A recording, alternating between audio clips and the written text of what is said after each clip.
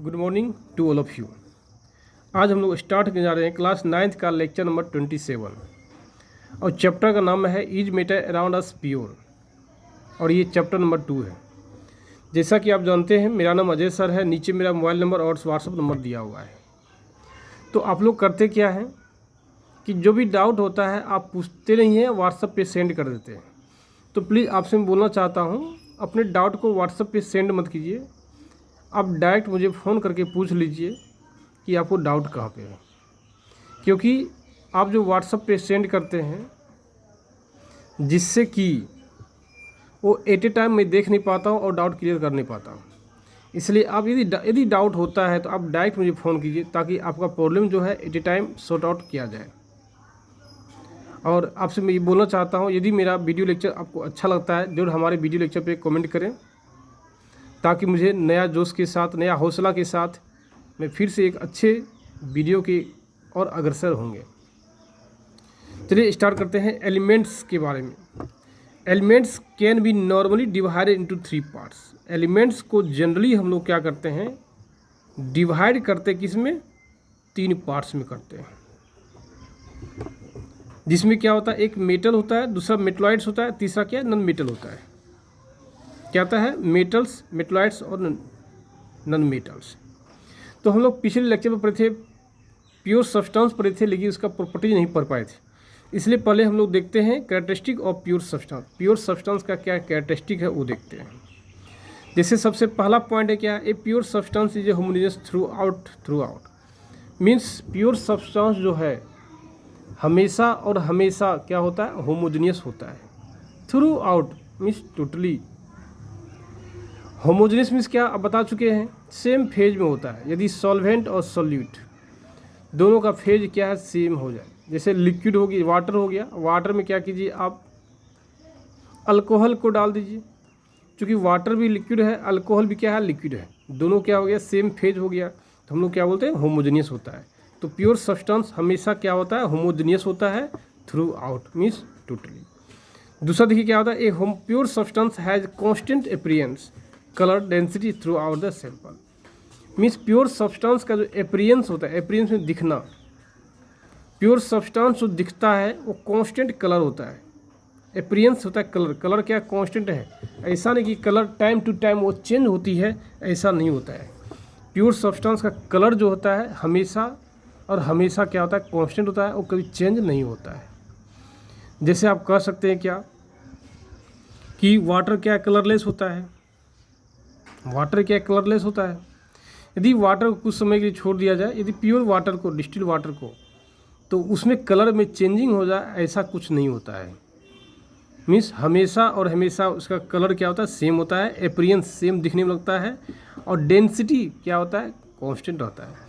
जैसे आप कह सकते हैं वाटर का डेंसिटी कितना होता है, वाटर का डेंसिटी होता है, आप जानते भी हैं, वो डेंसिटी को हम लोग रो से करते हैं इंडिकेट, और वाटर का डेंसिटी होता है कितना, 1000 kg पर मीटर क्यूब। यदि इसी वाटर का डेंसिटी 1 साल के बाद हम देखेंगे तो इतना ही होगा, कितना, 1000 kg पर मीटर क्यूब है। तो कभी भी डेंसिटी में भी कोई चेंजिंग नहीं होता है। डेंसिटी क्या होता है, थ्रू आउट कॉन्स्टेंट होता है। नेक्स्ट देखेंगे, a pure substance display sharp and definite melting point and boiling point. Means pure substance का मेल्टिंग पॉइंट और बॉइलिंग पॉइंट हमेशा क्या होता है, डिफिनिट होता है। जैसे एज फॉर एग्जाम्पल, जैसे एग्जाम्पल थे, यदि इफ़ वाटर क्या है, इफ़ वाटर प्योर सब्सटेंस है, ये क्या है, यदि प्योर सब्सटेंस है, देन मेल्टिंग पॉइंट जो होता है लिक्विड का, आइस का क्या होता है, फिक्स है, कितना, 0 डिग्री सेल्सियस। कभी भी आप ये नहीं पढ़ेंगे कि मेल्टिंग पॉइंट जो होता है आइस का होता है ग्रेटर देन 0 डिग्री सेल्सियस होगा या लेस देन 0 डिग्री सेल्सियस होगा, ऐसा कभी भी पॉसिबल नहीं होता है। फिक्स है, मेल्टिंग पॉइंट ऑफ वाटर कितना होता है, 0 डिग्री सेल्सियस होता है। यदि आप बॉइलिंग पॉइंट ऑफ वाटर देखिएगा, बॉइलिंग पॉइंट ऑफ वाटर देखते हैं, ये क्या फिक्स है, कितना, 100 डिग्री सेल्सियस चलता है, ये फिक्स है। कभी भी आप ये कहिएगा कि वाटर पॉइंट जो बॉइलिंग पॉइंट जो होता है वाटर का, वो ग्रेटर देन 100 डिग्री सेल्सियस होता है या लेस देन 100 डिग्री सेल्सियस होता है, ऐसा पॉसिबल नहीं होता है, हमेशा फिक्स है। तो यदि बॉइलिंग पॉइंट और melting point both are constant of any substance then we say that our substance is in pure state. तो कह सकते हैं if melting point and boiling point is are fixed of any substance then we say that if melting point and boiling point are fixed of any substance then we say that substance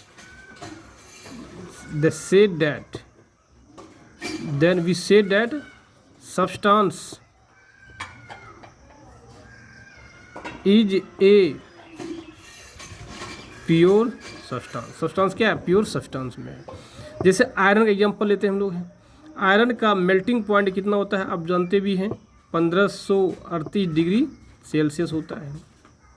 कभी भी ऐसा पढ़िएगा melting point of जो iron होता है वो greater than होगा 1538 degree Celsius, ऐसा नहीं होता है, या लेस देन होगा 1538 डिग्री सेल्सियस, ऐसा हम लोग का नहीं होता है।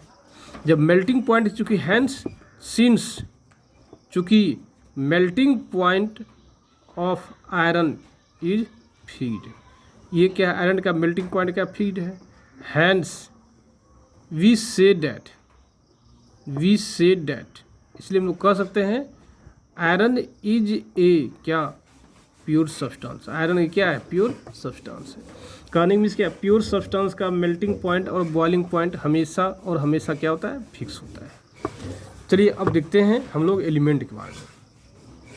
हम लोग जानते भी हैं एलिमेंट को 3 भाग बांटते हैं, मेटल, मेटलॉइड्स और नॉन मेटल में।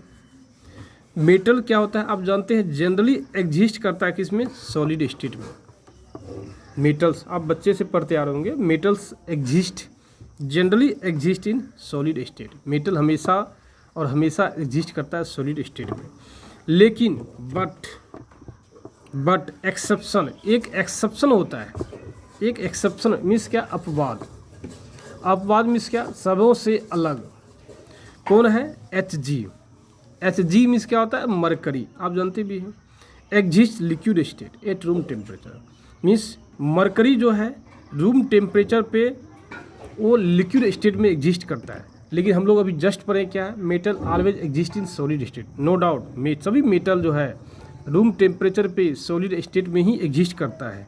किंतु एक मेटल ऐसा है जो कि मरकरी है, वो रूम टेम्परेचर पे लिक्विड स्टेट में एग्जिस्ट करता है।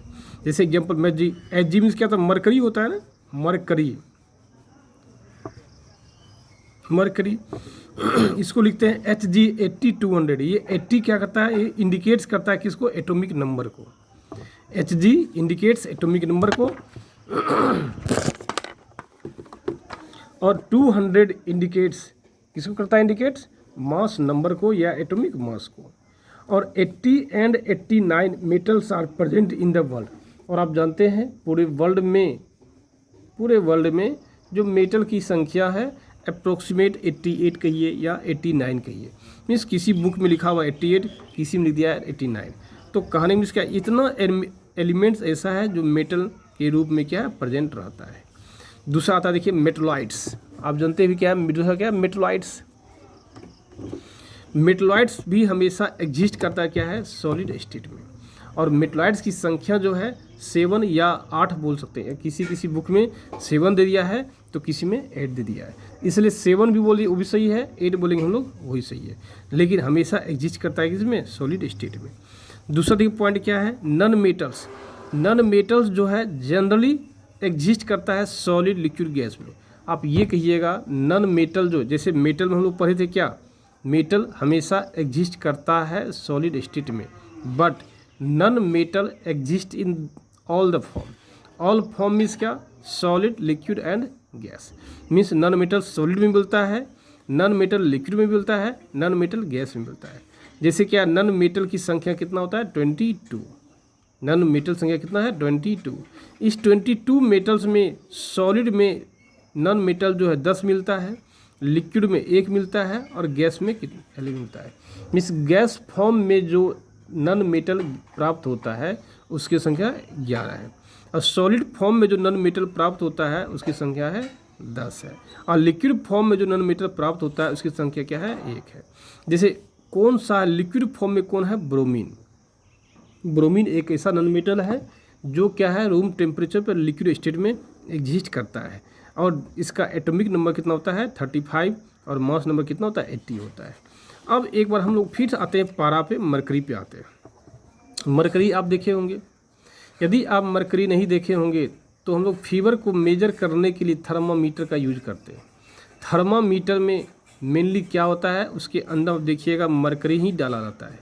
अब सवाल ये है थर्मामीटर में मरकरी ही क्यों डालते हैं, क्योंकि थर्मामीटर का प्रॉपर्टी क्या है, थर्मामीटर जो है रूम टेम्परेचर पे लिक्विड स्टेट में एग्जिस्ट करता है, इसलिए थर्मामीटर में हम लोग क्या डालते हैं, आपको मरकरी डालते हैं कि उसका प्रॉपर्टी ही है। थर्मामीटर का मरकरी का क्या प्रॉपर्टी ही है, रूम टेम्परेचर पे क्या रहेगा लिक्विड स्टेट में, जैसे वो हीट गेन करता है धीरे धीरे एक्सपेंड करता है। आप देखेंगे थर्मामीटर को, जैसे आप अपने बॉडी में टच कराएंगे थर्मामीटर का स्केल जो होता है वो धीरे धीरे ऊपर की ओर इंक्रीज करता है, और वही इंक्रीज करना दिखाता है आपके बॉडी का टेम्परेचर क्या होता है, इंक्रीज कर गया, बॉडी का टेम्परेचर क्या है इंक्रीज कर गया। तो आप कह सकते हैं थर्मामीटर को आप देखे भी होंगे, थर्मामीटर आप देखे भी होंगे, इसका मतलब उसके अंदर जो लिक्विड सब्सटेंस है वो क्या है, मरकरी है। और इसके बारे में एक और जान लीजिए क्या, मरकरी का जो डेंसिटी होता है, डेंसिटी रो, इसको क्या बोलते हैं रो, ये रिप्रेजेंट करता है किसको, डेंसिटी को, ये करता है डेंसिटी को। और इसका जो डेंसिटी होता है रो होता है किसका, Hg का, वो होता है 13,600 kg पर मीटर क्यूब होता है। और एक होता है स्पेसिफिक डेंसिटी, स्पेसिफिक डेंसिटी जो होता है वो होता है 13.6 होता है।